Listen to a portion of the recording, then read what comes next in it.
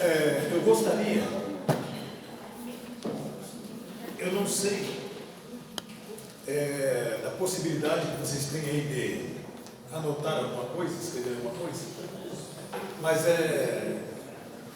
antes de nós estarmos focados hoje na grande tribulação, eu vou dar algumas notas que eu julgo importantes para a nossa compreensão. Primeiro, em escatologia, há determinados assuntos que nós não fechamos questões. Elas continuarão abertas à pesquisa, à investigação, até porque muitos fatos, a maioria dos fatos envolvidos na escatologia não aconteceram, estão por acontecer. Então, a minha visão vai ser diferente da visão adventista, da visão mormon, da visão testemunho de Jeová, da visão talvez batista, talvez luterana, talvez. Eu particularmente gosto da linha dispensacionalista. Não digo que eu sou radicalmente um dispensacionalista, mas eu gosto da linha dispensacionalista. Por quê? Explico isso. Porque ela responde com muita mais coerência os eventos escatológicos. Ela dá mais respostas, ou respostas um pouco mais acertadas a respeito dos eventos futuros. Então, eu creio que é muito importante que os crentes comecem a conhecer as dispensações que a Bíblia fala. Eu só vou pontuar as 7 dispensações e as 8 alianças. Aí, digo-vos que a aliança e dispensação, cada uma delas exige um estudo à parte. Tá, ok? Vamos lá, anotem aí. A primeira dispensação que a Bíblia... Primeiro defina o que é dispensação. Quem gostaria? Valda, defina para mim o que é dispensação. Pede ajuda no universitário, não. Só vim trazer água. O que é uma dispensação? Uma dispensação, irmãos, é um período de tempo em que o homem é testado em sua obediência a alguma revelação especial de Deus. E algumas dispensações foram dadas por séculos. Tá? Temos aí a primeira dispensação, lá em Gênesis 1:28, é a dispensação da inocência. Né? Quanto tempo Adão ficou na inocência? Aí a turma se bate em teorias, né? Não é esse o caso aqui, mas é importante conhecer aí a dispensação da inocência. Gênesis 1:28. A segunda dispensação que a Bíblia fala, ela trata da dispensação da consciência. Está lá em Gênesis capítulo 3, a partir de Gênesis capítulo 3, versículo 7. A dispensação da consciência ou da responsabilidade moral. O homem foi colocado dentro de uma responsabilidade por Deus, aqui em Gênesis. Qual que é a referência? Gênesis 3:7. Essa é a segunda. Qual que era o primeiro Gênesis? Inocência, Gênesis 1:28.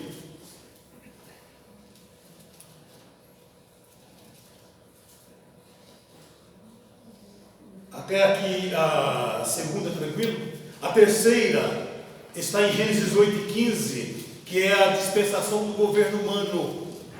Dispensação do governo humano.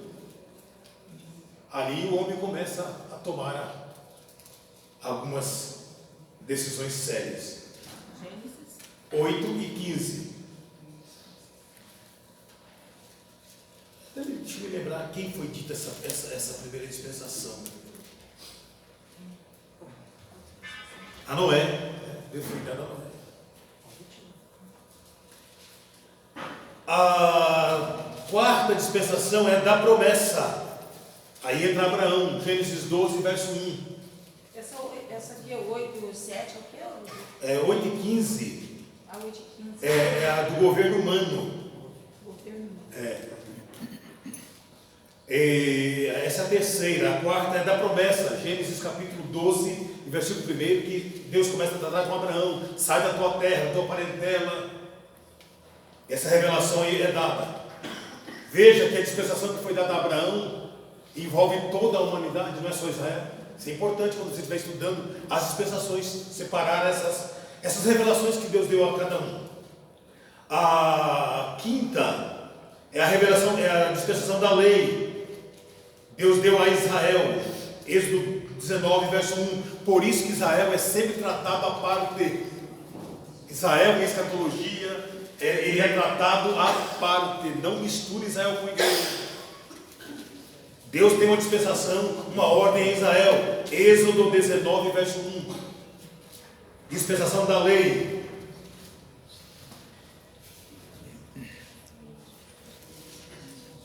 A sexta dispensação. Quem pode dar um glória? Glória. Sem eu falar nada. Porque essa que você está vivendo hoje. Da graça. Coloque lá, dispensação da igreja, da graça e também chamada de dispensação do Espírito Santo. Essa sexta dispensação é tão maravilhosa que ela recebe 3 denominações: dispensação da igreja, dispensação da graça e dispensação do Espírito Santo. E eu faço parte dessa dispensação. Eu sou responsável por esta dispensação. Então é que importante o crente começar a entender o que o Senhor deu de revelação na sexta dispensação, para nós cuidarmos dela, para nós sermos mordomos dessa herança espiritual que Deus deu à igreja. E olha, meu pai, eu fico olhando aquele Abraão tinha lá um Espírito Santo, claro, mas não como nós temos hoje. Porque, até eu vou entrar aqui na grande tribulação daqui a pouco, porque na grande tribulação o Espírito Santo vai ser que nem no Antigo Testamento, a conta gotas. E na igreja ele foi derramado, Estão entendendo o tamanho da diferença aqui? Então, se a revelação que a igreja recebeu, ela é muito maior em responsabilidade, ela também recebeu uma graça maior, o auxílio glorioso do Espírito Santo, para que nós cumpramos essa dispensação. E a sétima dispensação e última, que ainda não entramos nela, é a dispensação do reino. Então, da igreja, eu dei a referência? Não. Atos 2, verso 1. Pentecostes desceu sobre eles, inaugurando a igreja do Senhor ali. Ok? E a dispensação do reino é Apocalipse 24, capítulo 20, verso 4, melhor dizendo. A dispensação do reino, o milênio. Quantos capítulos ele tem em Apocalipse? 22. Ah, você ficou na dúvida também, né? 22. Ah, é? Já estava naquele. Vou quebrar vocês agora. Tá bom. Capítulo 20, versículo 4. Eu coloquei 24 aqui, mas na pressa de anotar. Né? Então nós estamos vendo essa dispensação. As alianças, depois eu falo em outra oportunidade com os senhores, dando uma pincelada sobre cada uma das alianças. É interessante você pensar que nas dispensações é bem um plano de saúde, de escatológico, e nas alianças é bem o plano da salvação. É bem o plano da salvação. A começar lá com Adão, a aliança edênica. Olha, tem todas as árvores lá do jardim para você comer, não come daquela. Se você comer daquela, você vai morrer. Então Deus já começa a tratar nas alianças com a situação do pecado. E vai fechar lá no final com a nova aliança. Ou seja, ele abre a primeira aliança, que são 8 alianças. A Bíblia fala de 7 dispensações, mas de 8 alianças. Quando ele abre a primeira aliança, ele está alertando o homem a não cair no pecado. Né? E depois ele vê que o homem caiu no pecado. Ele vai fechar a 8ª aliança exatamente com a nova aliança. Com a nova aliança. Ou seja, o homem sendo remido do pecado que ele transgrediu na primeira aliança lá atrás. Então, é tremendo esse estudo das alianças. E eu prometo uma hora, eu volto aqui no Círculo de Oração. Eu já prometi quantas coisas aqui.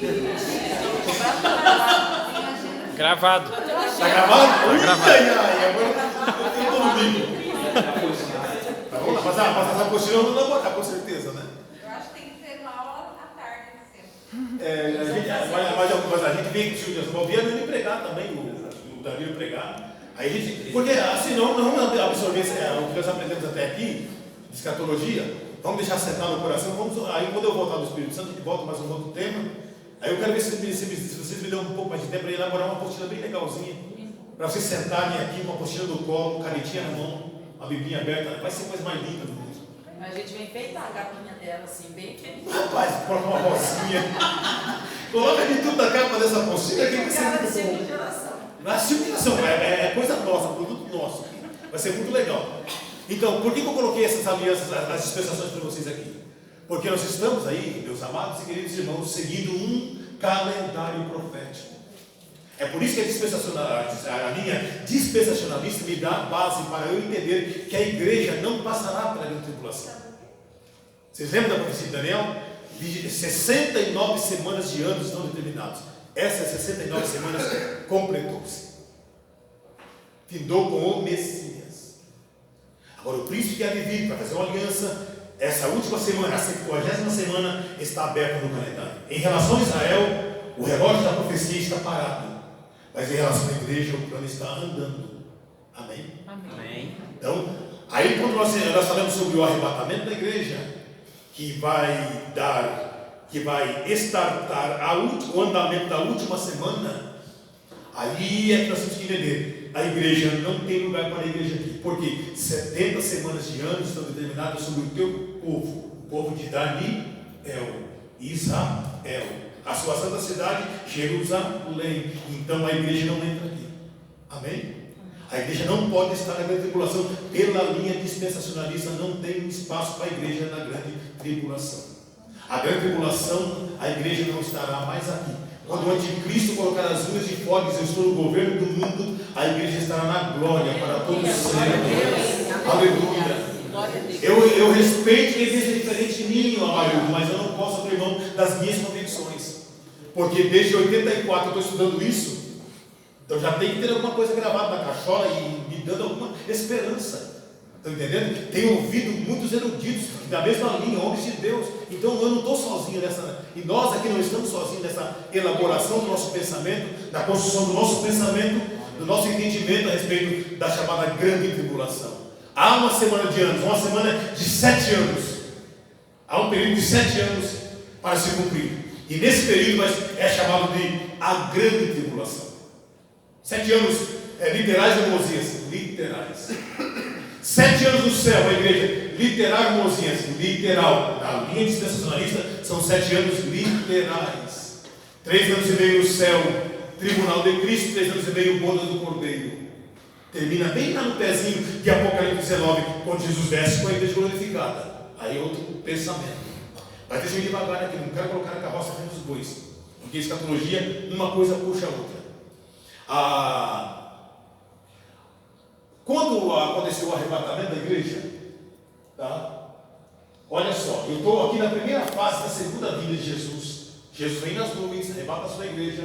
Aí a pergunta que fica é: o que acontece no céu?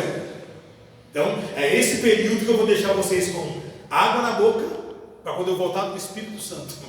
Porque daí eu vou entrar em Apocalipse capítulo 6 com vocês. Porque quando João é arrebatado no capítulo 4, ele representa o arrebatamento da igreja.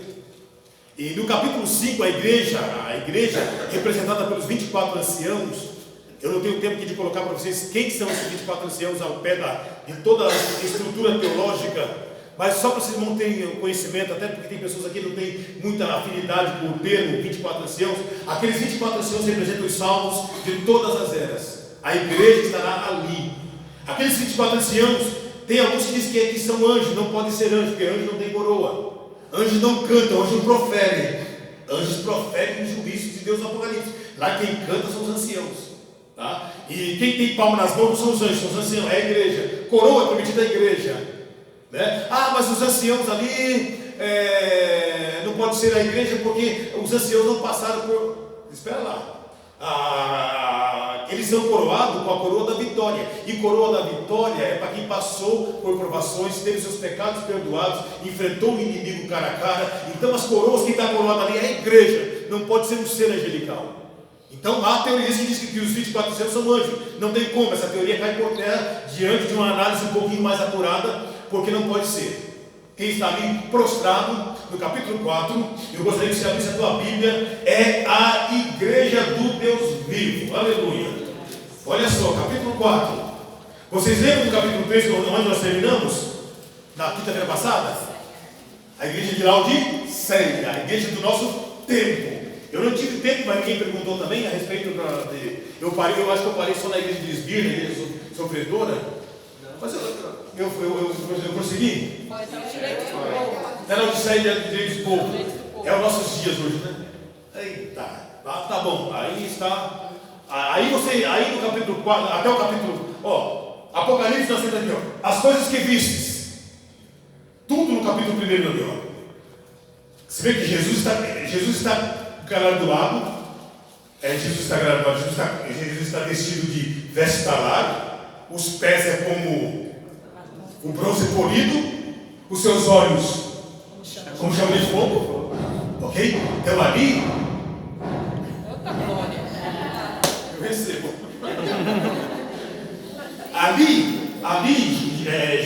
João, as coisas que vistes, ele viu Jesus crucificado, morto, ressuscitado e glorificado.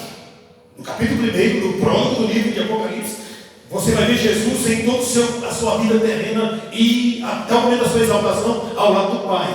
As coisas que vistes, as coisas que são, capítulo 2 e 3, a igreja em toda a sua trajetória na face da terra, beleza? E as coisas que hão de acontecer, você cai para dentro do capítulo 4 do Apocalipse. Amém? Daqui até o capítulo 19 é a grande tribulação. Por isso eu não quero entrar aqui no capítulo 5 e 6, porque capítulo 4 a igreja está na glória, e na terra o que acontece? Capítulo 4 a igreja está na glória, e o que acontece lá? Eu não vou misturar aqui as duas coisas. Vamos ficar aqui nessa tarde no arrebatamento da igreja e o que acontece na terra após o arrebatamento. Tá bom? Pode ser assim? Aí, claro, voltando de lá, nós vamos voltar aqui nesse negócio. O que acontece lá? Poxa, Tribunal de Cristo, eu tenho tanta coisa. Nós temos tanta coisa para aprender sobre o Tribunal de Cristo. Meu Deus, é tanta coisa linda, é tanta revelação da parte de Deus que você não tem noção.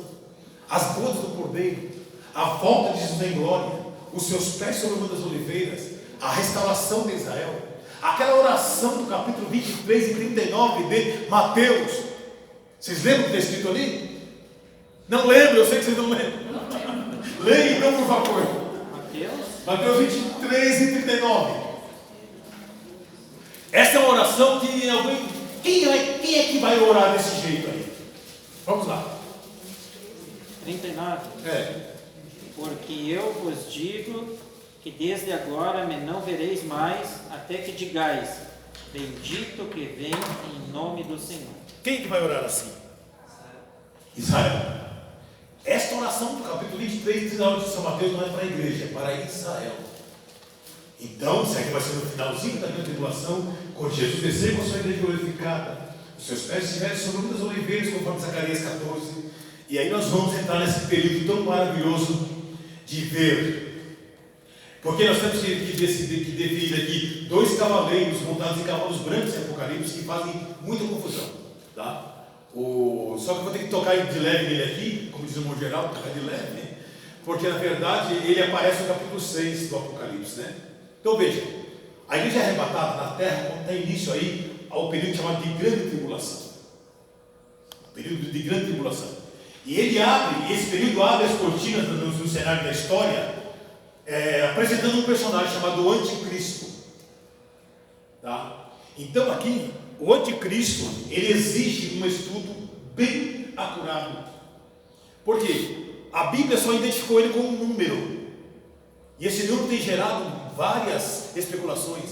É o 666. Ele é chamado de a besta que subiu do mar. Tá? Porque a besta que subiu da terra é o falso profeta, não é? Ou olha ali no capítulo 13, talvez seja altere um pouquinho, mas um sobe da terra, outro sobe do mar.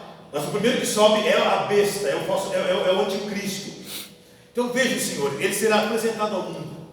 À luz de Daniel e de Apocalipse, ele vai ser um ser muito sábio, um político demagogo, vai ter uma oratória, uma retórica, uma eloquência que vai convencer muita gente. O discurso desse camarada vai ser um discurso muito bem preparado. Irmãos queridos, e isso não é novidade na história recente do mundo, esse desejo por um governo único sobre todas as coisas. Uma vez que a Rússia, em 78 ou 77, não me foge a memória agora, não me lembro a data exata, mas eles tiveram um concerto na Rússia, de vários países da Europa, e alguém falou na última sessão, dizendo assim: olha, nós precisamos de um super-homem para governar o mundo, seja ele Deus ou demônio, nós estamos de braços abertos para recebê-lo. Ó, 77, 78. Olha de quando que o mundo clama por um governo único, por um ser que domina o mundo, mas ele está por aí. Ele está por aí. O cenário vem sendo montado. O apóstolo João disse: escuta, muitos antes de Cristo já tem aparecido no mundo, vocês não têm prestado atenção, não. Agora, o que não pode é o crente começar a ficar na especulação do 666, né? Porque Bill Gates é judeu, só não sei se é da tribo de Judá. Mas o seu nome, William Gates III, em inglês, dá 666. Usando lá a gematria, ou seja, trocando letra por número, vai dar 666. O Hitler dá, em alemão, dá 666. Tá entendendo? O Nero, o imperador Nero, o número dele em romanos dá 666. E daí? Quem é o cara? Né? Não fique preso a essas coisas. Quando surgiu no Brasil aqui, ou no mundo, talvez no mundo, a tal da tarja, como é que era o nome dela? Código de Barras. Então, escreveram apostilas, horrores. Escreveram livros de monte. Agora o QR Code. Agora você conta. Primeiro foi as 3 linhas mais fininhas ali, que pulando uma, pulando a outra, dava 666. Aí qualquer especulação maluca aqui. Da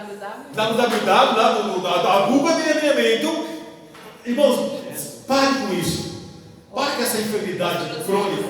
Agora, eu já ouvi pessoas falando que é o Emmanuel Macron, da França. Ah, é? Também? Mas o cara está apavorando, né? Está apavorando lá no G7 lá. O cara está apavorando no G7, ó. Mas já Então, passou eu já vergonha, ouvi né? falar pessoas falando que ele pode Se você for procurar, pessoas influentes no mundo, pessoas que causaram história, e tentar achar um jeito dentro da gematria, colocar números por letras ou letras por números, você vai achar tanto 66 aí que você não tem noção. Oi. Só um pouquinho, até porque deixa eu lembrei aqui agora. Vocês lembram que quantos talentos de ouro Salomão recebia por ano? Vindo de Tarsis, vindo dos países, 666. Não, daqui a pouco tem gente pregando que Salomão não era besta. O cara está lá, né? Fala, mestre. Eu ouvi falar, não sei se é verdade, que o anticristo não poderia virar Israel de Dan. Olha, tem aí um questionamento assim. É assim, olha. Você sabe por quê? Eu tinha uma dúvida cruel sobre a origem do anticristo. Eu digo, esse cara só pode ser da tribo de Judá. Por quê? As profecias são: de Judá não arredará o século. Judá será governante. Na bênção que Jacó deu para Judá, ele seria o cabeça governante. E a maior tribo guerreira e conquistou e lutou por Israel a vida toda foi Judá. De onde vem Davi? Judá. De onde vem o Messias? Judá. Aí você fala: poxa, por que o anticristo também é de Judá? Aí tem um porém. Aqueles que dizem que o anticristo pode vir da tribo de Dan, eles também têm o seu fundamento. Porque Dan, na mensagem de Jacó aos seus filhos, ele vai dizer o seguinte: Dan é uma serpente à beira do caminho. Ele morderá o cavalo pela talar, pela sua perna traseira aqui, e derrubará ele e o seu cavalinho para trás. Ou seja, eles serão um quinta coluna. Dan será em Israel um traíra, um sorrateiro. E aí tem base muito sólida para você começar a pensar realmente de onde vem esse camarada. Eu ainda não cheguei à conclusão, claro. Eu não sou aqui é a cabeça do computador. O computador também é limitado, né? Dá um chute lá, você perde tudo. Vocês estão entendendo? Então, ele vai surgir no cenário. Lá no Apocalipse, capítulo 6, ele vem num cavalo branco. Olha a tua Bíblia para você ver. Capítulo 6 de Apocalipse. Ele aparece num cavalo branco. A abertura do primeiro selo. Aqui nós estamos entrando nos primeiros dias da última semana profética de Daniel. É o comecinho da grande tribulação. E vi quando o cordeiro abriu um dos 7 selos, e eu vi um dos 4 seres viventes, dizendo: como se fosse voz de trovão, vem. Vi então, e eis um cavalo branco, e o seu cavaleiro com um arco, e foi-lhe dada uma coroa, e ele saiu vencendo e para vencer. Parece Cristo, mas não é. É o anticristo. Porque quem seguiu esse ser aqui, olha só. E quando abriu o segundo selo, ouvi um segundo ser vivente dizendo: vem e vem. E saiu outro cavalo. Tá? Agora é vermelho. Primeiro foi branco, segundo é vermelho. E ao seu cavaleiro foi lhe dado tirar a paz da terra. Então, vermelho aqui é a guerra. Mas, irmãos, sempre houve guerra no mundo, mas nesses dias haverá guerras de uma maneira que você nunca viu na face da terra. Quando a Bíblia fala de alguns sinais do arrebatamento, que antecede o arrebatamento, fala de terremotos. Ei, há pouco tempo atrás, menos de 5 anos, ninguém acreditava que o Brasil teria terremoto. Não teve terremoto de grandes proporções, mas tremor de terra, já tremeu prédio pra caramba nessa nossa nação. Porque a ciência dizia que o nosso país está sentado em uma placa única. Não tem problema de locomoção de placas tectônicas, mas não sei porquê, mas aqui já tremeu. O Recife tremeu, Santa Catarina tremeu, os mares em volta da nossa nação já tremeram. E aí? Mas a nossa América uma vez já foi dividida. Já. Estão entendendo? Então, quando Jesus disse assim, olha, haverá terremotos em vários lugares, pestes, então, todos esses sinais, Jesus termina dizendo o seguinte: mas todas essas coisas são o princípio das dores. E sobre o que fala?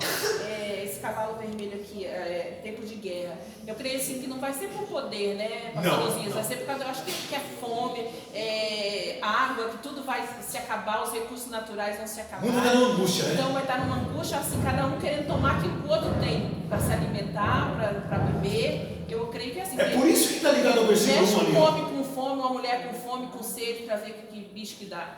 É por isso que está ligado ali nessa tua observação, que foi ligado o poder para vencer, uma espada para vencer. O anticristo vai chegar num cenário que o mundo vai depender dele para tudo.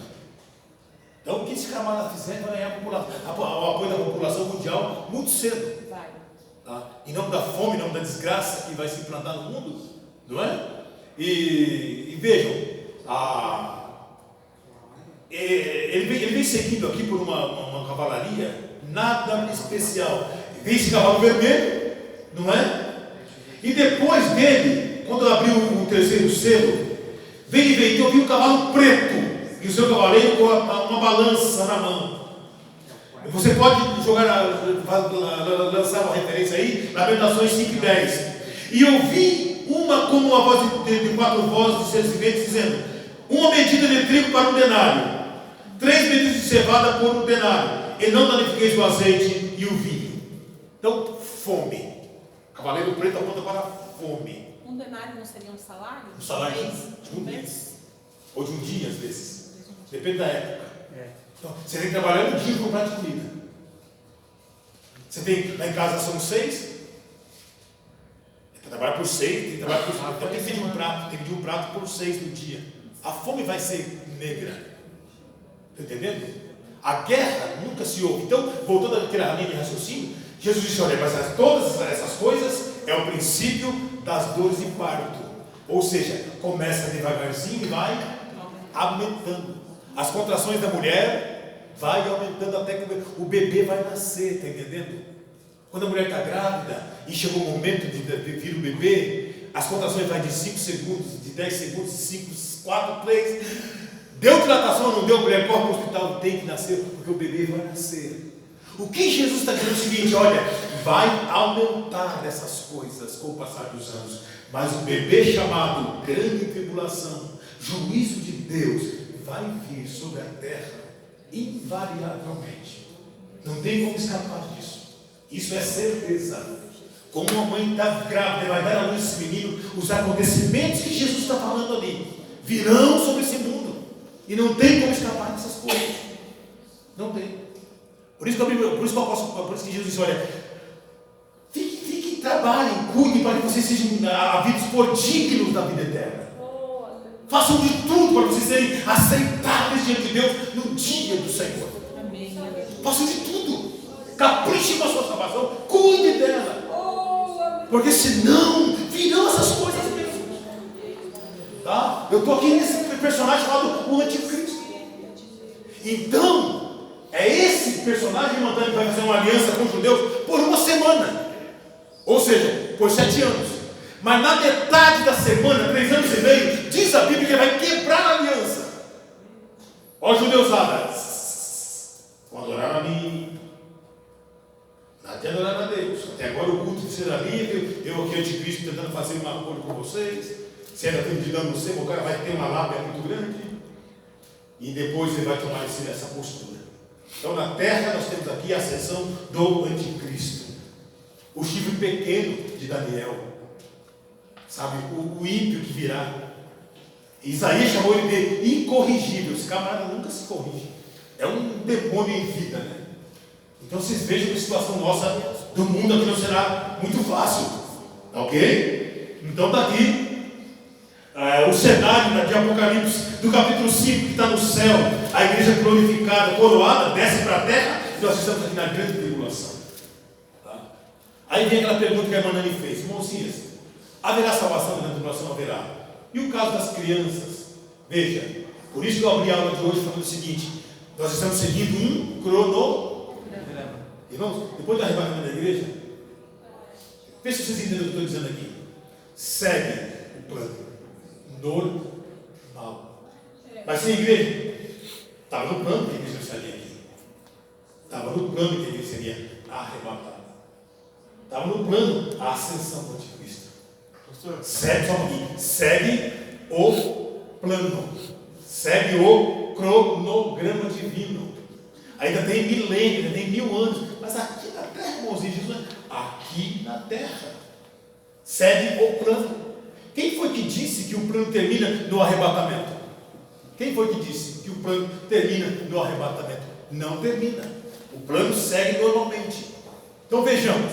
O plano de salvação, você se refere? Salvação, de restauração, de tratar com a igreja, de tratar com Israel, de Deus tratar com os gentios. O plano segue. O plano segue. Nani, o fim de todas as coisas, o chamado fim do mundo.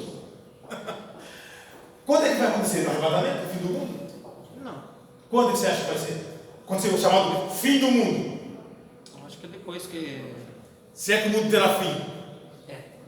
Se é que assim pode se dizer. Depois que Jesus vem com a igreja, todo olho verá. Depois do juízo. Do juízo final. Eu acho que tem um milênio, daí é preparado. Estão vendo? O céu.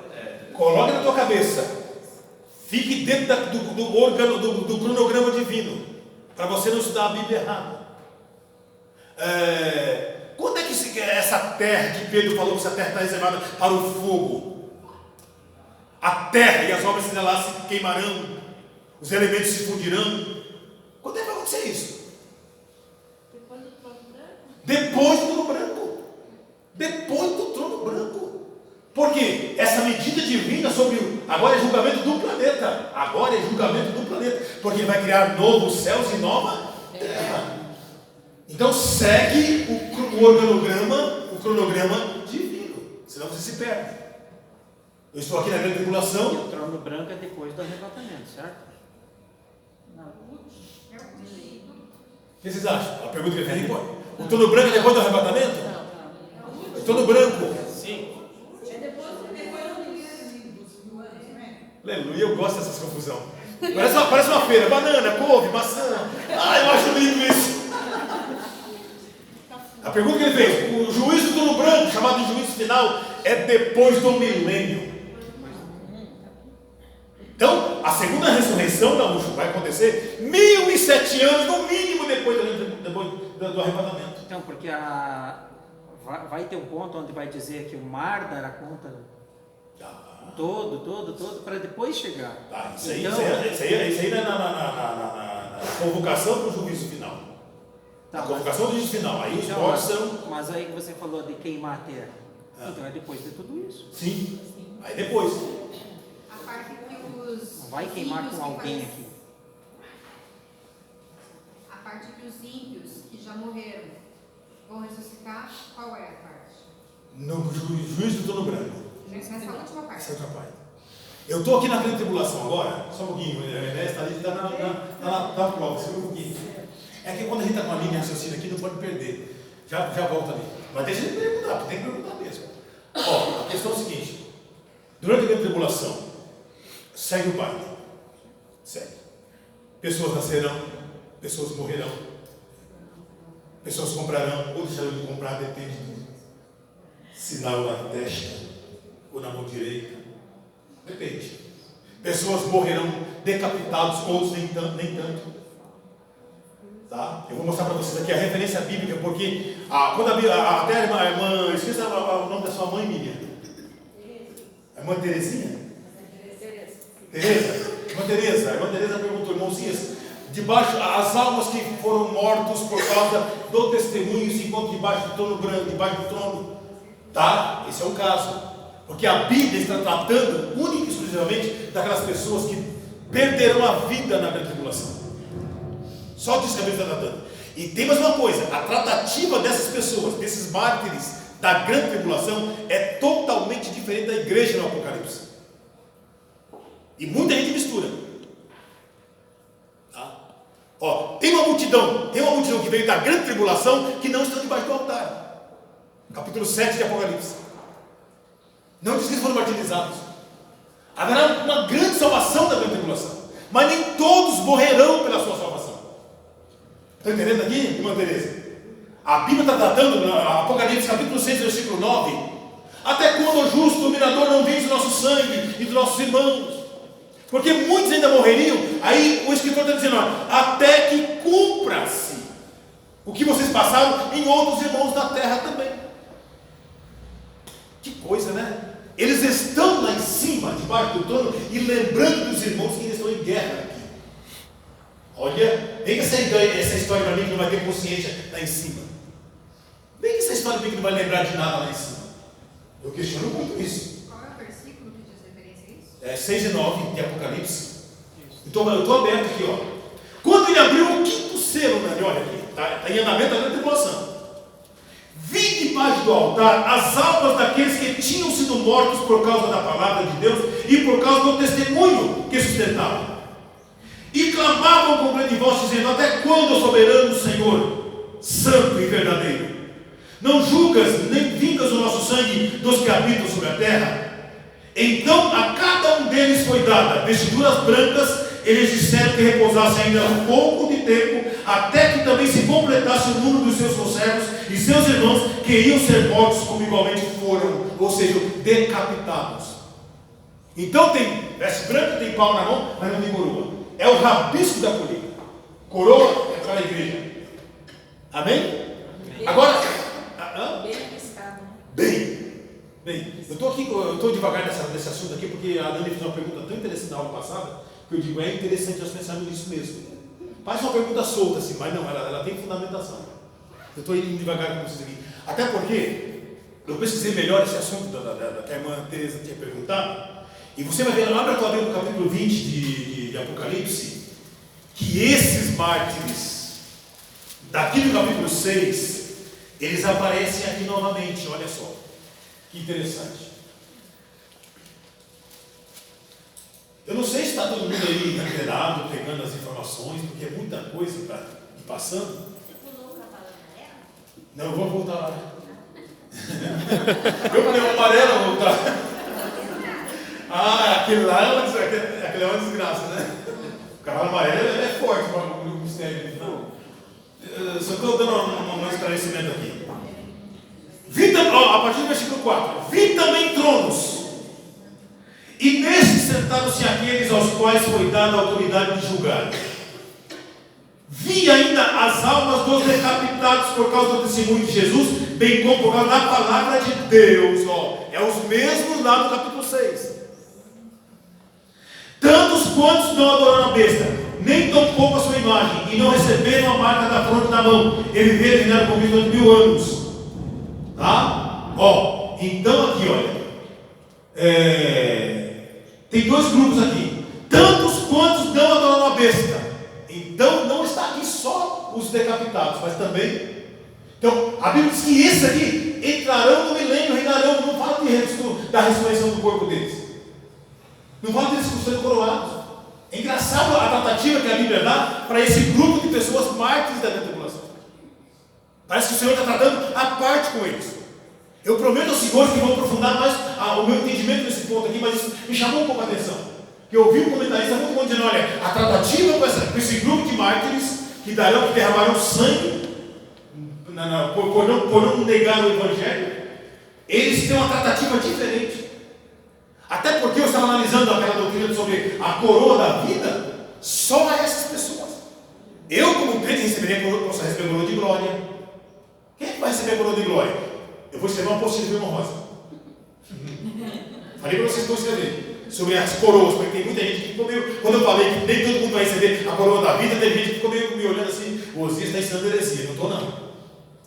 Mas eu analisando a coroa de glória, nem todo crente receberá a coroa da glória. Mas a coroa da vitória todos receberão. Todos. Agora, irmão Osias, qual é a diferença dessas coroas? Eu não sei, mas agora, quem receber a coroa de glória vai ser uma coisa muito linda. Eu posso imaginar que aquele crente que trabalha para o Senhor com o coração na obra. Sabe aquele crente que ama a causa de Deus? Ele sofre pelo reino, ele sofre pela causa do Senhor. A coroa de glória vai ser linda demais. A Mariana vai ter inveja? Primeiro que invejoso não vai estar lá, né?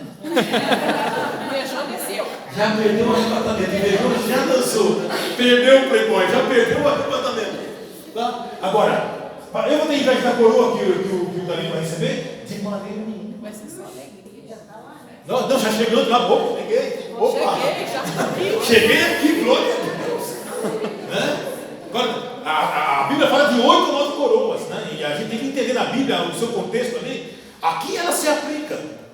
Tem a ver com o galardão, essa coroa? Eu creio que o galardão é uma coisa, eu tenho um entendimento assim que o galardão é a parte da coroa. Porque a Bíblia vai falar de coroados todos. Mas os galardões admitem gradação ou perda até. Está entendendo? Eu não vejo nenhum crente sem coroa, não. Todos crentes coroados. Todos crentes coroados. Tem umas coroas que é mais privadinha, né? Tem. Aí, é claro que isso é uma invencionice nossa, né? Que aquilo vai ter mais pedra, aquela vai ter mais pedra. Eu não sei até onde não se sustenta isso, mas pode ser que seja. A própria palavra reino não se remete a uma ideia de hierarquia? Sim. Sim, com certeza. Gradativo, com certeza. Porque quando eu olho para a Bíblia assim, olha, ai de ti Corazim, ai de ti Betsaida, se em ti fossem feitos os milagres foram feitos em tal lugar, eles não teriam se arrependido no saco de cinza. Digo-vos que haverá menos rigor para ti, para Sodoma do que para vocês. Ó, está falando do quê? De eternidade. Então, eu tenho um negócio comigo, claro, preciso estudar um pouco mais aqui, que lá no céu os galardões vai depender de gradação, vai depender de serviço, de motivação. E tem gente que vai perder galardão, porque o apóstolo Paulo vai dizer, olha, vai passar como se fosse salvo pelo fogo. Chegou lá sem galardãozinho nenhuma. Pô, mas eu cantei, nasci tantos anos, mas com que motivação você fez isso? Né? É por isso que eu quero entrar aqui na escatologia sobre o juízo do julgamento do tribunal de Cristo. Tribunal de Cristo. Até isso, por isso eu vou devagarzinho, porque quando chegar no tribunal de Cristo, nós temos que encontrar algumas coisas interessantes, porque tem tribunal de Cristo e tribunal de Deus, são diferentes. As bodas do Cordeiro e as bodas de Deus é totalmente diferente. E a Apocalipse fala das bodas de Deus. As bodas de Deus. A ceia do grande Deus. O que é isso, irmãos? A ceia do grande Deus é outro negócio à parte. Tá? Mas vejam, então aqui, os mártires da grande tribulação, correspondendo à pergunta da irmã Teresa, eles estão lá, porque aquele lugar era nosso, você sabe, né? Ele depois saiu dali. Entendeu? O crente quando morre vai debaixo do trono. No arrebatamento ele sai dali, pega o seu corpo glorificado e ao encontro de Jesus. Aquele lugar ficou vazio, agora está sendo preenchido pelos mártires da grande tribulação. Os que vão morrer na grande tribulação. Está entendendo? E as crianças que nascem? Vão viver. Vão viver. E se morrerem? Serão ressuscitadas no momento anterior à volta de José em glória. As crianças salvas. Crianças salvas. Era isso que eu queria perguntar, pastor Osias, que daí eu fiquei pensando, matutando lá em casa, pensando, porque quando o Senhor arrebatar a igreja, então até a mulher que é ímpia, o bebê vai ser tirado e vai ser levado. Sim. E eu fico imaginando, e essas crianças inocentes que vão nascer e vão passar, algumas vão passar por todo esse sofrimento, falta de alimento, falta de tudo. Será que o Senhor não tirou essas crianças dos ímpios para não ter... Eu fiquei imaginando, matutando. Não tirou para elas não ter esse sofrimento, porque ele podia deixar. Porque é do ímpio. Podia levar só a igreja, por exemplo, nós, que somos a igreja, e os nossos filhos, e os nossos bebezinhos, e levasse tudo e deixasse o filho do ímpio. Aí eu fiquei pensando, mas por que a necessidade de nascer crianças aí para passar por todo esse sofrimento? Mas Vai passar- hoje em dia as Mas é crianças no continuação. Oriente Médio, elas sofrem guerras e perseguições, as crianças da África sofrem fome. Quer ver um exemplo, irmã? Quer ver um exemplo? Essa mesma Mas aí questionamento da Jesus irmã. ainda não veio. Essa é, mas só que veja bem. Quando Deus deu ordem a Josué para tomar Jericó e disse, mata crianças, como que elas tinham? Não tinha nenhuma culpa. Eu vejo assim a necessidade de tirar as que ainda vão nascer dos ímpios e depois permitir que nasça para passar pelo mesmo. Mas é que vai ser só na continuação. É o plano. Né? Porque não vai parar, né? Exatamente. Segue o plano. O arrebatamento é uma parte do plano. Aí segue o calendário. Vai gerar filhos. Só se for doida, né? Vai ter outro que vai gerar filhos.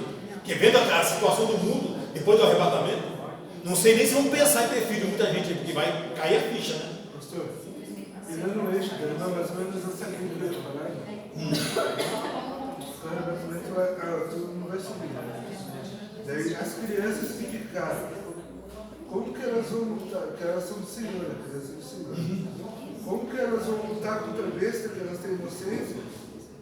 Entendeu? Como que elas vão lutar contra para... Então, veja bem, é aqui que eu quero chegar. As crianças que nascerem na grande tribulação vão estar por aí com os pais, correndo pela rua, e o anticristo governando e a situação começa a complicar. A mesma coisa aconteceu lá com Josué. Estou na linha de raciocínio. Deus disse para Josué, olha, você vai lá e mata todo mundo. Só que nós esquecemos de uma coisa. Ali está falando de uma limpeza étnica, não está falando de salvação. Aquelas crianças estão na glória. Os filhos daquele povo de Jericó, dos cananeus, estão na glória, irmão. Não tenho dúvidas. Inocentes. Estão entendendo? E na grande tribulação também, se algumas crianças morrerem muito com o pai numa bomba ou numa qualquer outra coisa, essas crianças vão ser guardadas para estar com Jesus na glória. Não muda nada. Segue o plano. Meu Deus, a Bíblia é tão linda, ela nos alerta tanto sobre isso. Ela nos orienta em todos os pontos. Por isso que eu falo que nós temos que voltar para os nossos cultos a pregar escatologia, todo dia, toda noite. É muito assunto. É muito assunto, é muita coisa que nós porque antigamente nós estudávamos isso o tempo todo da nossa vida. Eu estava lembrando com a Fátima esse dia, nas nossas escolas dominicais, nós temos escola dominical e entrava tarde adentro conversando das coisas do reino de Deus. Aquilo que edifica a nossa fé. O povo caiu no esquecimento, o culto hoje é mais um social. Se eu for me alimentar aqui com o hino do coral e uma palavra do pastor, eu estou indo embora para minha casa tranquilo. Eu não me preocupo com a minha salvação da minha alma. Eu não me preocupo em meditar na palavra de dia e de noite, ter prazer na lei do Senhor. Isso tem feito os crentes pobres de Bíblia demais. Então você puxa um assunto de escatologia, você tem que ter paciência, porque o negócio é tanta dúvida que parece que falta palavra no povo, gente. Meu Deus do céu, fala, irmã Justina. Depois de tudo, no fim das contas, esse povo que vai ser salvo no arrebatamento, que vai subir, e o povo que subiu antes com Jesus, né, que tocou o tambeiro, vai ficar junto. É que tá. Tem porque coisa. Porque eu vi assim, que a gente vai subir, depois de um período a gente vai descer, né, vai habitar na terra, depois de tudo limpo. Mas vamos habitar aqui todos juntos. Sim. Tá, veja. 2 períodos aqui. Por isso que eu falei para vocês que a escatologia é o plano. Fica no cronograma. E o cronograma que nós estamos aqui é a grande tribulação, mas ela adiantou um negócio interessante ali. Eu vou ter que falar com vocês aqui, trabalhar com vocês, a igreja no milênio. Não, vai ser tudo, vai ser uma apostila só. Porque o povo fala assim, a gente vai morar no céu, vai morar no céu. Mas eu ouvi dizer que nós não vamos morar no céu, nós vamos morar aqui, na terra. Tá, espera lá. Ó, calma com esse negócio. Calma. Depois de purificada. Calma com esse negócio. Nós temos uma terra purificada no milênio. Tá? Satanás preso. O pecado contido. Que Jesus está reinando com um vara de ferro. Ainda não é o eterno e perfeito estado. Ainda não é o novo céu e a nova terra. 1000 anos de governo de Cristo literal, porque Jesus tem que reinar na terra. Irmãos, isso qual é a tua base? Só na aliança davídica, de 2 Samuel capítulo 7, eu tenho assunto para vocês falar para vocês em 1 ano. Só na aliança que Deus fez com Davi. A nova aliança que foi prometido em Jeremias 30 é Cristo lá. Mas na aliança davídica, Jesus, o descendente de Davi, tem que ser rei sobre toda a terra. Agora, se você conhece a Bíblia, me aponta qual descendente de Davi que foi rei sobre toda a terra? Nenhum. Cristo. O descendente de Davi, que será rei visível sobre toda a terra, se chama nosso Senhor e Salvador, Jesus Cristo. Ele reina hoje no meu coração, ele reina hoje na igreja, mas ele terá que ser reconhecido como rei sobre toda a terra. Aleluia. Amém. O mundo todo conhecerá esse reinado. Então, o milênio, Gersina, tem que acontecer. Agora, depois do milênio, é que vem as contas. Só um pouquinho. Eu estou no milênio aqui, vocês vendo um probleminha aqui. Problemão aqui. Depois quando termina o milênio, os que passarem pelo milênio, antes do trono branco, tem a soltura de Satanás. Ele será solto a enganar todas as nações. Então, Gog e Magog, que aparece em Apocalipse, não é o Gog e Magog que Ezequiel 38 e 39, é outro capítulo, outra apostila. Gog e Magog e o anticristo, meu Deus do céu. Ezequiel 38 e 39. É outra coisa linda de a igreja precisa estudar. A Rússia está ali, sabiam disso? Moscou está ali em Ezequiel. A China, com seus milhões e milhões e milhões de soldados, pronto para guerrear a qualquer momento, está ali em Ezequiel e nós não sabemos dessas coisas. Só um pouquinho, me dá uma agonia nisso. Então veja, terminou o milênio, Satanás será solto a enganar todas as nações. Tá? Aí, nesse inteirinho, antes do trono branco, Jesus lança na prisão a besta e o falso profeta. Quem vai inaugurar o inferno vai ser a besta e o falso profeta. Satanás não aparece no trono branco, não sei, eu tenho a turma dizendo que ele vai estar lá, se dobrando no joelho, eu nunca vi isso na Bíblia. Todo joelho se dobrar, pega Filipenses, tempo do coral, né? Todo joelho se dobrar, todo mundo confessar. Aí tem pregador dizendo que Satanás chega lá tremendo no trono. Eu não vejo Satanás ali. Estão entendendo? São especulações da Bíblia que traz essa confusão. Então, no milênio, terminou o milênio, é uma visão apocalíptica, é uma linguagem apocalíptica. Se some tudo, só aparece um trono branco. João consegue ver só um trono gigante das nações celestiais. É o trono branco, é o julgamento de todas as pessoas, de todos os tempos, de todas as eras. Nesse trono branco aparecem os ímpios que estavam sepultos, porque eles não ressuscitam. Eles vão estar depois do milênio, para vergonha e desprezo eterno. Os que passarem vivos estarão lá também, porque o livro da vida vai ser aberto lá, vão responder. Tá? Foram obedientes a Jesus, entram na nova terra. A minha dúvida é com que corpo, porque a Bíblia não promete um corpo glorioso para essas pessoas que passaram o milênio vivo e seguiam obedientes ao governo de Cristo, o governo teocrático de Cristo na terra, com vara de ferro. Eu ainda estou estudando. E não terá morte. E não terá morte. A Bíblia não fala de morte nem de arrebatamento dessa turma. Eu ainda, porque a Bíblia vai falar no novo céu e nova terra de as nações andarão à sua luz. Que nações são essas? A igreja nunca é chamada de nação. Israel é chamada de a nação do povo de Deus. Nações, meu Deus, isso me traz uma certa angústia na minha alma. Eu estou estudando esse negócio. Oi. Eu acho que o objetivo final da criação mesmo. Ele fez o jardim do Éden para o homem viver na terra, no paraíso. Sim, entendeu? E depois dos 1000 anos, então, vai permanecer na terra. Então o novo céu e nova terra é para isso, né? Porque nova terra é para quem? Para anjo? Não é. Alguém vai habitar essa nova terra. Então, não era o projeto inicial lá do Éden? então todo o povo vai habitar na terra. Olha, e a igreja? A igreja. Não, é isso que eu estou falando, a igreja, todos juntos. Olha, eu tenho dúvidas. Então vai ser o quê? Como? Porque a único grupo de pessoas que recebe corpo glorioso é a igreja. Eu acho que vai ter livre acesso. Não tem promessa de novo corpo para Israel e nem para essas nações que passarão pelo milênio. Esse povo que ressuscitar na tribulação vai estar onde? E a igreja vai estar onde? Esse só está com a igreja. A igreja está aí. Então, a cidade santa, a Nova Jerusalém, é a morada dos salvos, da igreja. A Nova Jerusalém vai ser onde? E as nações que estarão lá. Porque, olha, o eterno e perfeito estado é o seguinte: Jerusalém está aqui, o grande prédio, a grande cidade está aqui, cercada de muros e lá fora.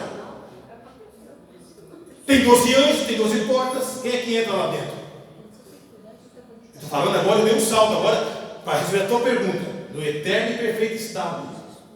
Que milênio é tranquilo. Milênio, os homens morando aqui, Jesus reinando em Jerusalém, as leis saem de Jerusalém para todos os países do mundo. A igreja vai estar no corpo glorificado, acesso entre os céus e a terra.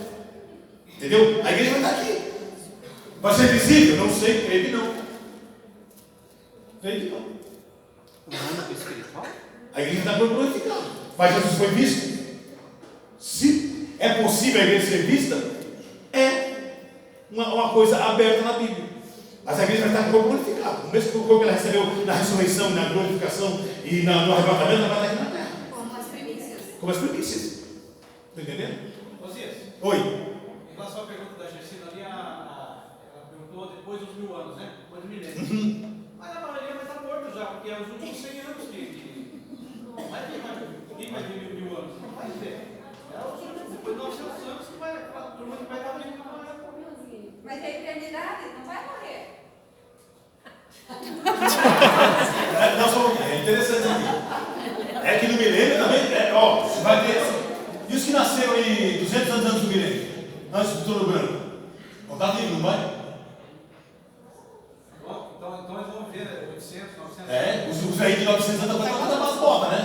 Mas e os novos que nasceram na metade do milênio? vão viver mais que Matusalém. Por que não? Não, aqui os que começaram, se nasceram no começo do milênio, com 900 anos estão quase batendo as botas, certo? E os que nasceram na metade do milênio? Está com 500 anos? Com 300? Vai ter muita gente, companheiro. Vai ter muita gente, companheiro. Estão vendo aí? Eu estou aqui na grande tribulação, vocês estão me levando para o eterno e perfeito estado, porque alguém ensinou que a igreja não vai morar no céu. Cuidado com esse negócio. Mas vai morar no céu, não vai morar no céu.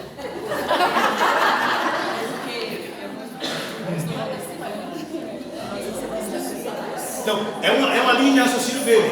Uma linha de raciocínio dele. Então, ele jogou para nós, eu e nós crescemos na fé, crendo que nós vamos morar no céu. Tá. Então, o que é o céu no eterno e perfeito estado, né? Então, tem que compreender isso. O céu vai ser, olha, a igreja vai ser arrebatada, vai estar no céu com Jesus. Tá? A igreja da tribulação vai ser só adoração, só glória. Depois desce. Tá? Depois desce, a igreja desce com Jesus. Aí depois do eterno e perfeito estado, que é esse mundo virar essa bola desse povo, ser tudo purificado, esse novo céu e nova terra, aí essa nova terra, esse novo céu, tem a morada da igreja e tem a morada das nações. É aqui que falta entendimento da nossa parte. É aí que o bicho pega. Vá com calma, deixa o pastor acontecer na linha dele, vocês vão estudando, não joga fora, mas também não fecha questão. Oi. A igreja vai estar governando com Cristo, né? Quando? Sim. Sim. Sim, sim. Jerusalém vai ser o centro de tudo. Tá? Olha, cuidado com o Apocalipse, que ele fala de duas Jerusalém que desce. Tá? Uma é no milênio, e a outra não vai ter nem sol, nem lua. Essa não é no milênio, hein? Cuidado. Isso. A luz da cidade vai ser o próprio Senhor. Deus vai estar habitando conosco ali, olha. Parece então que o céu é o céu, mas o céu desce. A morada do Senhor desce até uma certa altura. A Jerusalém, a cidade dos santos, também está aí. E a nova terra está aí para o povo habitar. Tá? Aquilo que Deus tinha lá no Éden para Adão, volta às origens. E esse povo que vai habitar na terra, aqui depois se diz que desce lá em Jerusalém, é o povo que morreu no milênio. Aí veja, por isso que eu digo para vocês, não dá para a gente atropelar as coisas. Então aqui, olha, nós vamos voltar a entrar em tribunal de Cristo, boda do Cordeiro, milênio, julgamento das nações, separar o bode das ovelhas. Quem são os bodes? Quem são as ovelhas? Não é assim para a gente vai ser o julgamento das nações. Que nações são essas? Eu acho que as nações vão ter que prestar contas, né? Porque o que tem gente pensando, olha aí para mim, O que tem de gente pensando que o julgamento das nações vai ser no céu, Não, é aqui. né? Bode de ovelha, então bode nem passa perto do céu, então não pode ser lá. É aqui. Se tiver bode do céu, aí o negócio fica estranho. Tá? O julgamento das nações vai ser na terra, gente, na terra. A igreja vai fazer parte desse julgamento. Nós julgaremos os anjos. As pessoas só têm na cabeça que vai tocar a trombeta, o povo vai e acabou. Então, eles esquecem o cronograma divino. Só um pouquinho. Vejam, senhores, onde é que nós estamos aqui hoje? Nesse ponto nós estamos aqui. Quanta informação desencontrada. Tá? Por falta de conhecimento do texto. O eterno e perfeito estado é uma coisa que tem que ser analisada com calma. Com calma. Julgamento das nações, bodes e ovelhas. Julgamento dos anjos, onde é que vai acontecer isso? Os anjos vão ser julgados? Nós julgaremos os anjos. O anjo não é criatura de Deus do céu? Mas em Jó ele diz que Deus não vê perfeição nem nos anjos. Deus não vê perfeição nem nos anjos. E aí, ô Enéas, aí tem que negócio. Então, a doutrina de juízos da Bíblia tem que ser estudada, gente. Tá? Sentado no trono, reinando com Cristo, julgando as nações, julgando Israel. Olha a moral da igreja. E julgando os anjos. Então, grande tribulação. As crianças nascem e morrem. Os inocentes, os que creram e não passarem pela espada do anticristo, são ressuscitados no momento anterior à volta de Jesus em glória. Terminou a grande tribulação, tudo se resolve. A primeira ressurreição termina-se aqui. Tranquilo até agora? Não. Se antes de cair, seria a igreja para julgar os anjos. Antes de cair, seria que o Deus lá que se revelou. Tem esse grupo e tem um segundo aí, né? Os anjos, anjos de luz. Dependendo a quantidade de anjos, mais um terço de alguma coisa, tem alguma coisa. Sim. Não sei. Então, a quantidade. Um terço se revelou, virou demônio. Sim. Lá no Enem, eu quero entender, já vi alguém que eu acho que fala assim também, que a igreja vai levar os anjos decaídos. Então os anjos que vão ser vindos e ficou no. Esse é o capítulo à parte da história, tem que ser analisado. Não, mas minha vida é o seguinte, o Abai falou anjos. Não. 3 terços, 2 terços, 1 terço, revelou. Quer dizer, 3 terços, total. Quer dizer, existe um número de anjos. Olha, eu não quero dar uma resposta precipitada aqui. Até porque anjos, demônios, seres espirituais, potestades. Qual é o julgamento desses seres? Como é que vai ser isso? Então, até agora, quando se diz nós julgaremos os anjos, tudo indica que são os anjos caídos. Porque o único que está condenado é Satanás. O único que a Bíblia mostra que está condenado, não tem nem tribunal para ele, é Satanás. E os demais? Né? Qual é o juízo aqui? Qual é o método que Jesus vai usar para condená-los ao inferno? Tem que passar por um tribunal. Mas tem chance de eles? Não. Assim como os ímpios também passaram pelo tribunal, só para receber a condenação, receber a sentença. É aquilo que o pastor Manuel ensinava aqui. O ímpio que morreu, ele está na delegacia. Ele precisa descer para o casarão, que é a penitenciária. Lá é o estado final dele. Então os que morreram em Cristo hoje, eles estão na delegacia. São ladrões que estão na delegacia. Os contraditores da lei que estão na delegacia. Eles terão que aguardar julgamento.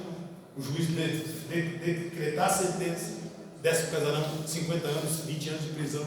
Só que eles receberão a eternidade como prisão eterna. Está entendendo?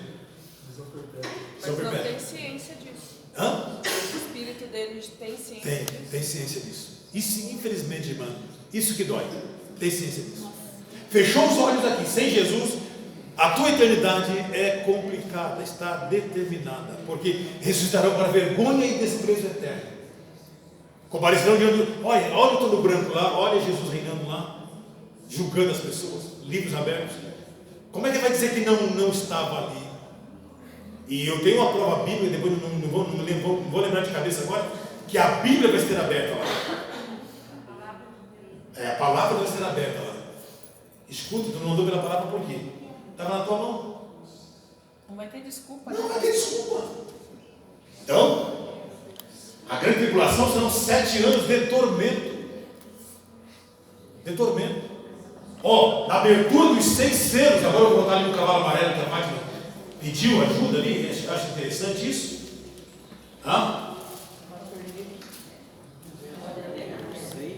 Não, eu parei na fome aqui, ó. Ela falou do amarelo. Eu vou para o quarto selo, versículo 7. Não, o terceiro eu já falei. Cavalo preto? Já. Fome, miséria. Só um pouquinho na Nani. Quando o cordeiro abriu o quarto selo, ouvi a voz do quarto ser vivente dizendo: vem. E olhei e eis o cavalo amarelo, e o seu cavaleiro está sendo chamado Morte, e o inferno estava seguindo-o. Quer dizer, a morte como um agente aqui na frente, destruindo tudo, e o inferno engolindo, o Hades recebendo. Inferno aqui é o Hades, engolindo tudo. Olha que tristeza. Vai ser uma visão do inferno esse negócio, do próprio inferno, literalmente. Então veja, aqui está. Eu estou falando no começo da metade da grande tribulação. Nós temos que avançar depois para as taças, para as trombetas. Que alguém vai dizer assim: olha, 7 selos, 7 taças, 7 trombetas, é uma repetição. Não. São 21 juízos diferentes. 21 juízos diferentes. Você imagina a água potável do mundo hoje já está pouquinho, seu pai. Imagina que vai 1/3 dessas águas vai ser contaminada com absinto, com peste, com as águas vão se tornar insuportáveis de beber. Então, para quem acha que grande tribulação que a igreja é perseguida, a igreja que sofre hoje, isso é grande tribulação, não tem noção do que seja a grande tribulação. E a nossa descendência, né, Osias, depende das nossas atitudes hoje, né? Irmã Rosa. Porque pensa a nossa descendência, porque se nós não subir no arrebatamento, os que vão nascer, quantos que eles não vão maldizer aqueles que não subiram no arrebatamento? Não, quem ficar aqui, nós. É verdade, nós vamos se tornar malditos para eles. Eu não consigo medir a angústia de quem vai ficar aqui. Porque eles viveram pastores, a tribulação. Pastores, líderes, homens de Deus, mulheres de Deus. Eu não sei medir isso, cara, não tem condição. Eu estava, já dou a palavra para a irmã Nani ali. Eu abri ontem um arquivo, estou limpando todos os meus arquivos de mídia lá em casa, separando o que posso salvar, jogando um monte de DVD aí fora e de estudo e um monte de coisa, limpando tudo. Chamei a Fátima para ver umas fotos da juventude dessa igreja. Eu chorei, mas ontem eu chorei demais. Uma angústia muito grande envolveu a minha alma. Eu digo: Deus, cadê esse povo? Eu contei mais de 30 que naquela manhã, na palavra da vida, eu ministrei para aqueles corações. Eles receberam a presença do Espírito Santo. Não tem nenhum em nosso meio. Eu olhei para cada rosto. Tem uma foto que o fotógrafo pegou bem de frente assim, quando o filho me abraçou e me entregou uma mensagem profética em línguas estranhas, e o Senhor me deu a interpretação na hora. O Senhor disse: meu filho, todas as vezes que eu quiser abençoar o meu povo, eu vou apertar, vou moer o teu coração. Eu digo: Deus, por quê? O Senhor disse: não pergunta qualquer coisa minha. A foto está lá. Eu digo: Fátima, olha isso aqui. Cadê essa geração? Meninos tomados, abraçados, você vê a lágrima. Eu digo: Deus, cadê esse povo? O Eduardo era líder. Eu digo: Deus, cadê a nossa juventude? Cadê esse povo? Não tem mais de 30, eu fui contando nas fotos, não estão mais entre nós. E eu fui tomado por um sentimento de: Deus, a culpa foi minha.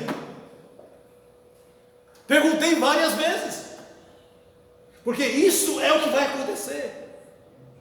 Geração que já provou a graça, já chorou nos pés do Senhor, Meu Deus, pastor, estarão em condenação, em trevas. Ei, meu pai foi, eu fiquei. Minha mãe foi e eu fiquei. O meu pastor foi e eu fiquei. Fale, irmã Isabel. É dolorido porque tem pessoas que cresceram no Evangelho, conhecem o Evangelho, e hoje você fala com eles, eles falam assim: Deus que faça de mim o que Ele quiser. Então Satanás trabalhou de uma forma na mente dessas pessoas que você não consegue mais fazer eles cair na real. Eu não sei. Eu cheguei, pastor, a orar para Deus. Senhor, tem como abrir a mente dessa pessoa e colocar algo Irmã Isabel, eu não sei como é que os demais irmãos veem ou pressentem isso. Para mim é muito dolorido. Dói ouvir essas coisas. Não tem nenhum, parece que não tem nenhum sinal de arrependimento, nada. Está tão fechado aqui os corações. Mas quem sabe nesta tarde nós levantamos um clamor aqui, Deus começa a fazer alguma coisa. É triste. É triste. Ontem foi um dia muito marcante na minha vida, sozinho, eu e a Fátima estávamos vendo algumas coisas. Eu digo, Deus, a culpa é minha.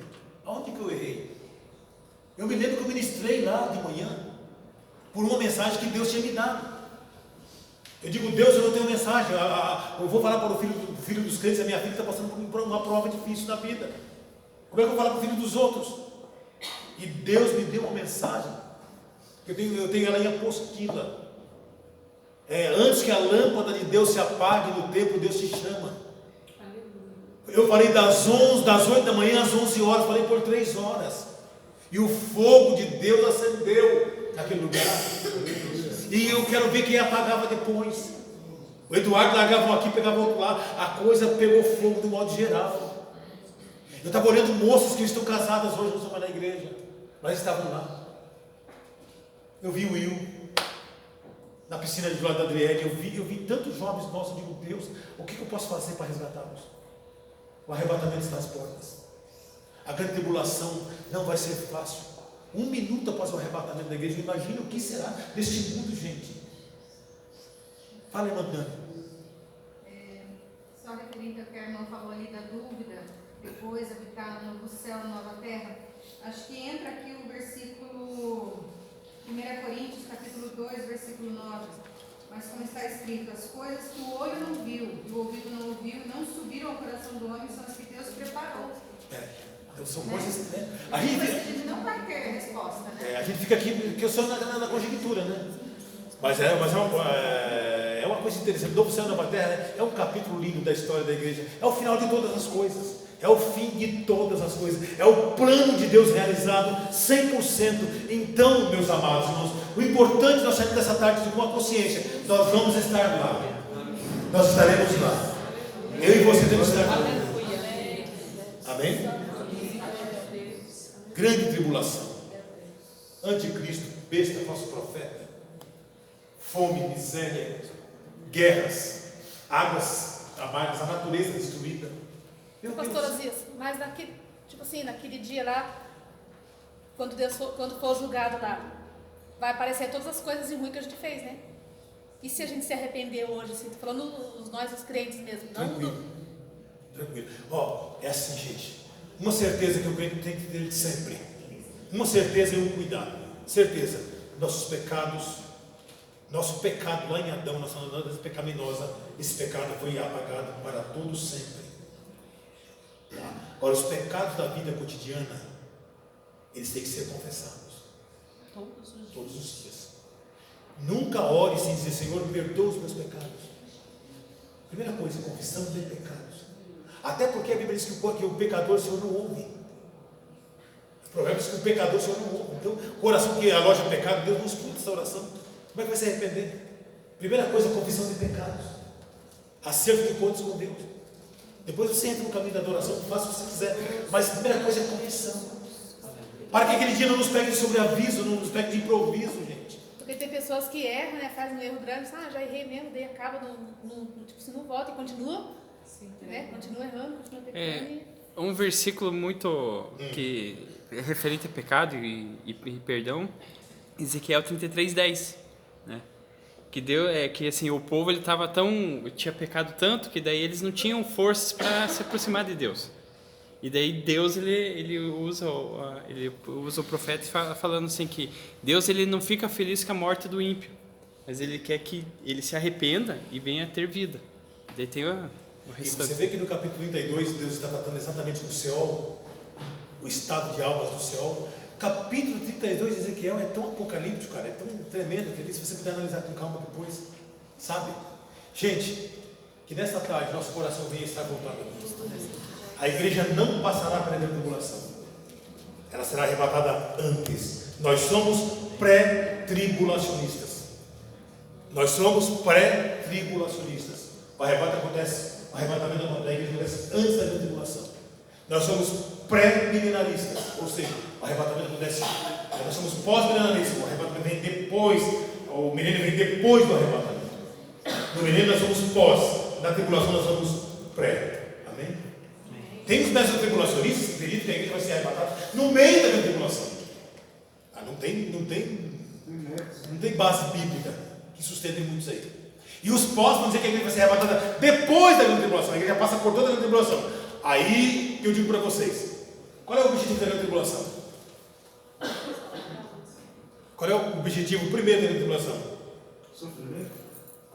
Punir os ímpios, corrigir os ímpios, dar uma lição aos ímpios. E a igreja não precisa disso. A igreja não tem nada a ver com os ímpios. Então a igreja não passará para a grande tribulação. Outra coisa, capítulo 2 e 3 de Apocalipse, a igreja está na terra. Capítulo 4, a igreja está arrebatada. Quando é que vai ser a grande tribulação? Capítulo 6. Você não vê a igreja na terra. A partir do capítulo 6, você vai ver a igreja, sabe aonde? No capítulo 19. Voltando com Jesus em glória. Montado em cavalo branco. Eita, que coisa maravilhosa. Está entendendo? Aquele exército, aquele cavaleiro branco do capítulo 19 é Jesus Cristo. Na sua coxa está escrito Rei dos Reis e Senhor dos Senhores. Então ele vem com a igreja glorificada. E é bem devagarzinho, tá? Como um rei que está chegando na cidade que ele conquistou. Os pés dele tocam nas oliveiras. Israel está aqui acuado pelo exército do anticristo. O monte das oliveiras se fende em dois. Israel escapa por essa venda e vai para a região de Edom, os montes de Azel, e lá agora o anticristo se vê não diante de Israel acuado e com medo, ele se vê diante daquele que tem uma espada aguda de 2 gumes na sua boca. Eles vão encarar com Jesus e a igreja atrás. O cortejo vai ser a igreja descendo com o Senhor Jesus Cristo. É o final da tribulação. Pastor Assis, eu tenho uma grande preocupação, porque a gente vê, assim, falando em grande tribulação, a gente imagina assim, só os adultos, né, assim, com a sua formação já adulta, que vai estar nessa grande tribulação. Esquecemos que os adolescentes, que o jovem, tem muito adolescente, muito jovem. Imagine, vou fazer uma comparação. Sobe eu, meu esposo, a Maria Eduarda, e a Ana Clara fica sozinha nesse mundo, nessa grande tribulação.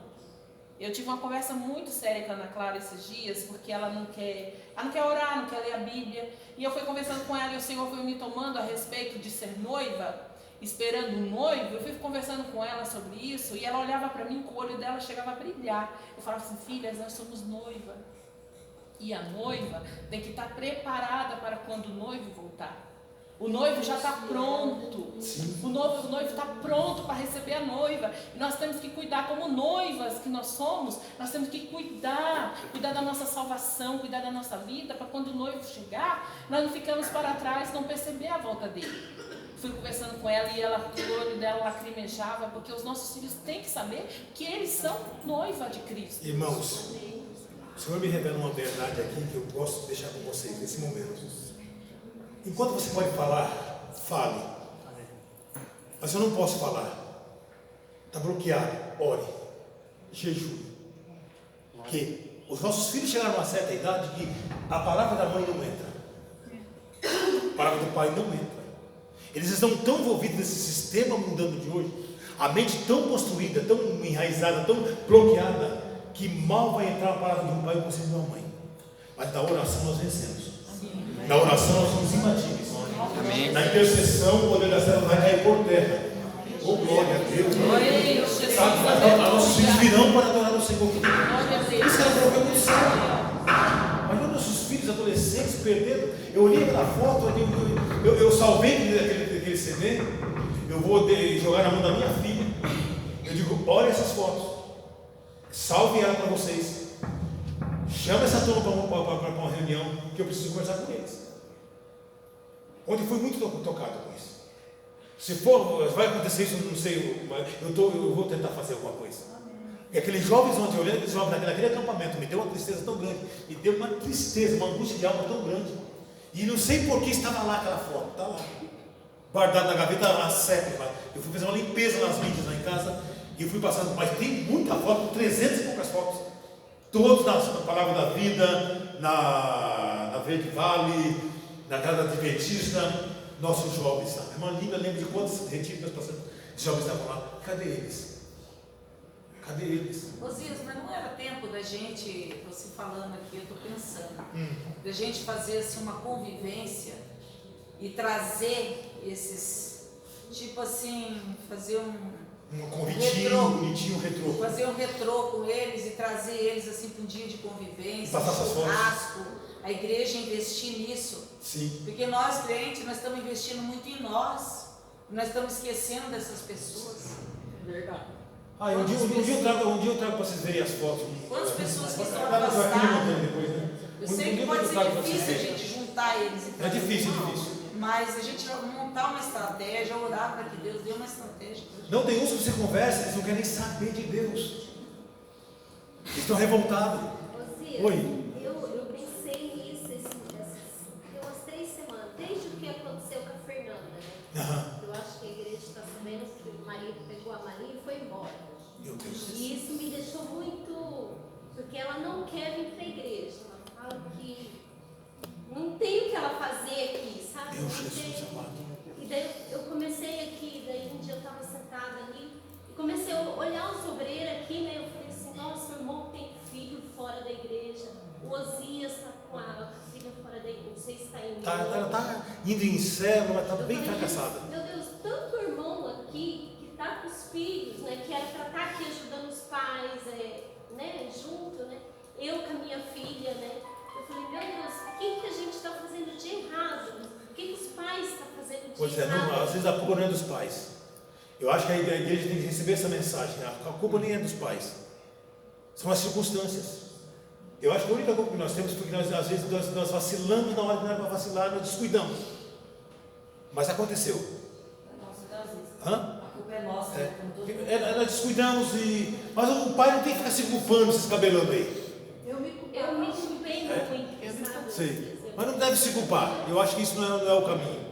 Sabe? Mas eu falei, irmã Adelaide, que talvez a gente não consegue com as palavras, porque a mente deles está totalmente bloqueada. Tá? Eu ouvindo uns desses aí na internet esses dias, me deu uma agonia. Eu digo, meu Deus, como é que pode ter um jovem desse com esse pensamento, meu? Então não tem como você entrar ali com a palavra, eles não querem saber. Pastor, essa palavra não faz mais efeito na vida deles.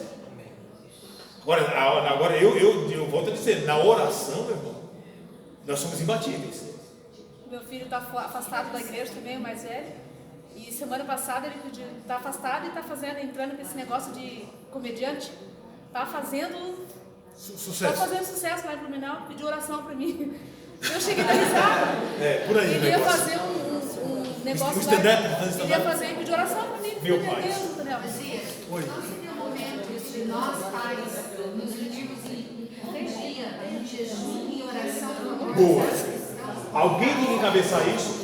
Cria um grupo, vamos os pais ali e vamos jejuar. O negócio que nós temos que confrontar. Essa situação tem que ser confrontada. Tem que ser. Aonde? Na oração. Porque o inimigo, irmã Rosa, levantou um estandarte, levantou uma estrutura tão arrojada. Parece que você está batendo aqui. Você está dizendo, olha, você está perdendo as forças porque, olha, não se move. Olha o poder da oração, o poder da intercessão. Bem, eu acho que o Senhor nos recompensa hoje aqui. Amém. O que vocês acham? Amém. Olha, agora nós vamos parar com a grande tribulação, nessa preocupação, nessa conscientização da necessidade de buscarmos quem já esteve conosco. Eu não sei, tem um negócio solto aqui nessa aula que eu estou querendo fechar, não estou pegando ainda. Só uma coisa. Estou escutando todo mundo falar que, né, dos filhos, que tem que realmente ir atrás, realmente. Agora o pastor deu o exemplo ali de dar um muro na parede e parece que não passa. Mas atrás desse muro tem uma pessoa pedindo por socorro. Tem, exatamente. Nós temos que achar um jeito de ou quebrar essa muralha ou remover. Muitos jovens estão com depressão. Tem, verdade. Porque eles sabem qual que é. Eu estava afastada. Eu sei. Você fica esperando. Se Deus fala tanto que te ama, te ama, te ama. Cadê a solução? Você fica esperando ele vir te chacoalhar. Essa é a sensação. Eu vi um menino essa semana e falou assim: irmãozinhos, eu estou fazendo ensinar, porque eu quero aplicar a Bíblia na minha vida, eu não sei como. As verdades da palavra, eu digo, camarada, que pergunta você está colocando aqui, interessante esse modo de você ver as coisas. Ele está na igreja, ele é músico, mas ele não consegue aplicar a palavra, a ter benefícios da palavra de Deus. Se Deus ama, se Deus sustenta, se Deus ampara, por que isso não acontece comigo?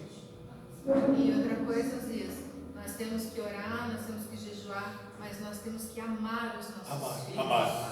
Porque não adianta só ficar brigando e pegando no pé, porque você não vai na igreja, mas não vai na igreja, mas não é a igreja, é Jesus, o plano. Ele é tudo, é o plano de salvação. Então aquele amor que a gente transmite acaba, de certa forma, mexendo com eles, e aí desperta, e aí é onde entra a ação do Espírito Santo. Eu creio que o Espírito Santo está aqui essa tarde. Amém. Eu creio que o Espírito Santo está nos orientando. Eu creio que o Espírito Santo está aqui para nos ajudar. Não desista, não vamos desistir não, gente. Vamos abraçar esse negócio. Fala, irmã Tereza. É como diz aquele versículo, né? Não é por força nem por violência, pelo meu espírito. Zacarias, mas pelo meu espírito. Tá plantadinho lá, né? Ficou, né? Mas, Osias, mas pro pai e a mãe, não é prazeroso ver seu filho aqui, congregando junto? Bom, sim, eu sim, sinto isso. Mas Jesus atrai eles à igreja. Jesus atrai. O meu desejo é esse. O dia que o Senhor fazer a obra vai estar feita.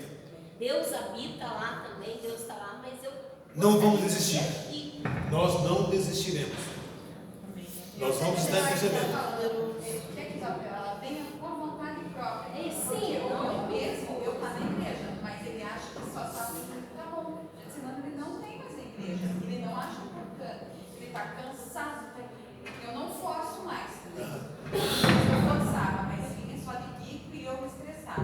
Agora vai ser diferente. Você vai diferença. Você fica, vai ser conversa conversada. Ele namora. E Osias, tem uma questão também que eu reparo muito assim no que tem acontecido, né? Que eu conheço muita gente que saiu fora da igreja, que eles acham que foram tão longe em tudo, errou em tanta coisa que ele não consegue voltar. Acho que não tem mais saída. Porque não tem mais saída. Então, assim, às vezes assim a gente fala, não, vai para a igreja, a gente coloca um pouco mais de pedra em cima disso. A gente esquece de falar para ele o quanto ele é importante para Deus. Porque todos que estão aqui são projetos que Deus criou e desenvolveu. Eu quero orar com vocês, mas deixa eu dizer uma coisa aqui. Rodrigo, o que me chamou a atenção naquelas fotos que eu estava passando e olhando e meditando foi o entendimento muito claro que aquilo que aconteceu naquele acampamento foi o Espírito Santo que fez. Foi. Eu estava lá. Eu vi tu lá. Você está aqui, um dos poucos. E eu digo, Deus, aquele movimento de manhã ali foi obra do teu Espírito Santo. Não foi obra de homem aquilo, foi uma coisa tremenda aquilo. Eu digo, Deus, e agora? O que aconteceu? O que foi que aconteceu? Para chegar um coração e dizer assim, eu não quero mais saber de igreja. Muitos saíram daqui odiando o pastor Manuel, odiando os obreiros, odiando a igreja. Sabe? Esse ódio, essa resistência. Então nós temos que começar a clamar ao Senhor mesmo, com sinceridade. Como as irmãs colocaram aqui, a irmã Silvana, com muita propriedade. Você imagine, vai o casal, fica um filho para trás no arrebatamento. Fica um adolescente, gente, o que esse adolescente vai fazer nesse mundo perdido aí? Por isso que eu falei para vocês na aula passada, eu não consigo medir a quantidade de suicídio que vai acontecer na Terra. O diabo vai, porque o Espírito Santo, aquele poder restringidor, não tem mais. Não é? O poder de consolar não tem mais. Aí o poder das trevas, o anticristo imbuído do poder de Satanás, possesso de demônios, regendo o mundo, você imagine. Tá? Como será a vida dessas pessoas que ficarem aqui? Eu pedi que o pastor Valdeci cantar no mínimo, ele cantava, mas a esposa dele, na vida de Jesus conta a surpresa. Lembra? Conhece esse hino? Ele canta muito bem, eu queria que ele cantasse ainda aqui com a esposa um dia. Ele falou assim, eu vou ensaiar. Eu falei, pastor Valdeci, eu lembro que você cantava quando você era mais nova, agora você está mais velhinho, mas canta para nós. Porque é um hino que conta toda a realidade dessa nossa situação após o arrebatamento. Amados, Deus abençoe vocês. Amém. Terça-feira está indo ao Espírito Santo levar a minha mãe para visitar a irmã dela que morre ou não morre. Preciso orar por ela também e fazer um apelo àquela mulher. Levou uma vida muito dissoluta, conhecedora do Evangelho, mas está podre em cima de uma cama. Vai ver minha mãe lá. Minha mãe tem que ir porque a velhinha ela é muito emotiva, não aguenta muita luta, mas vou estar do lado dela lá. Eu vou ao Espírito Santo, desço de trem até Tumiritinga e já volto no outro dia, porque lá não dá para ficar muito tempo. Por questão de saúde da própria mãe. Mas os irmãos valem pela minha ida, minha volta. Sempre que eu vou naquele lugar é uma missão, né, Fátima? Sempre que nós vamos lá é uma missão, né? E missão das mais duras, que por incrível que pareça. Não é fácil, não. Eu só vou lá fazer uma viagem missionária. Eu quero comer aquela muqueca dos capixabas lá, mas eu como muqueca também, mas eu faço missão, eu oro pelas pessoas. Mas nós vamos colocar aí, eu quero orar primeiro durante o ciclo de oração, quero orar pelos pais, pelos filhos.